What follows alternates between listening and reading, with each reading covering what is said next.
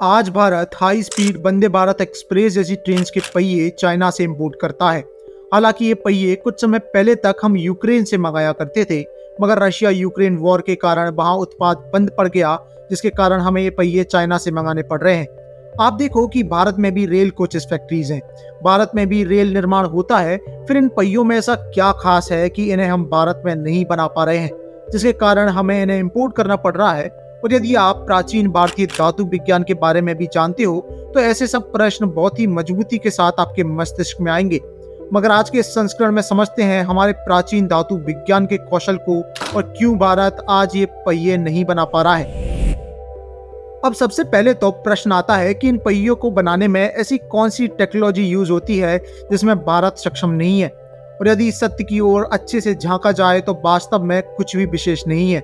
इन पहियों को बनाने में बस एक अलग खास तरह की स्टील का प्रयोग किया जाता है, जिसे अन्य ट्रेन एसेसरीज से अलग प्रोसेस कर तैयार किया जाता है। और इंटरेस्टिंगली भारत आज दुनिया में स्टील का दूसरा सबसे बड़ा प्रोड्यूसर है। तो फिर परेशानी कहाँ है?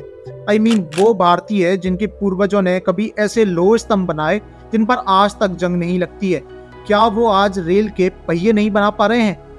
तथ्यों को देखा जाए तो ये कहना ज्यादा उचित होगा कि असल में पहिए नहीं बनाने दिए जाते। पहले लाइसेंस पाना आसान नहीं था। अब जब लाइसेंस मिलने में सुविधा हुई तो फैक्ट्री स्टैब्लिश करने के लिए भूमि से जुड़ी पर्यावरण को लेकर चल रही ढेरों सारी संस्थाएं अड़चन बनी है और भविष्य की अनिश्चितता के कारण इसका प्रोडक्शन भारत में नहीं हो पाता। अब ऐसा सिर्फ हाई स्पीड ट्रेन के पहियों के साथ ही नहीं है।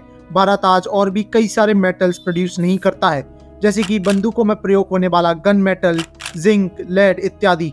ये सब भारत में दूसरे देशों से ही इंपोर्ट की जाती हैं। जबकि एक समय था जब भारत में धातु विज्ञान की समझ हर छोटे से छोटे जिले में बसे इंसान को थी और भारतीय कारीगरों को मेटल क्राफ्टिंग में महारत हासिल थी। धातु विज्ञान यानी मेटलर्जी हमारे प्राचीन ज्ञान का हिस्सा हुआ करता था। गुरुकुलों में हर शिष्य को इसकी शिक्षा दी जाती थी। मेटलर्जी का नाम आते ही महान भारतीय मेटलर्जिस्ट और एल्केमिस्ट नागार्जुन को कौन नहीं जानता।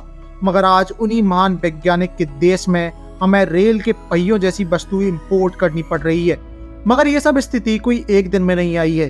बड़े ही सुनियोजित ढंग से हम भारतीयों का वो महान प्राचीन कौशल और ज्ञान नष्ट किया गया है। पहले विदेशी आक्रांताओं ने ये काम किया, उसके बाद समाजवाद ने। आचार्य नागार्जुन के बारे में हम एक अलग डिटेल्ड वीडियो में जल्दी बात करेंगे।